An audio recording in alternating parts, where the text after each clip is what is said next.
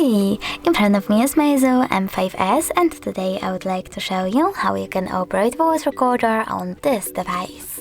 First of all, find Tools folder, click on it and choose Recorder app. After that, click on the red button to start recording.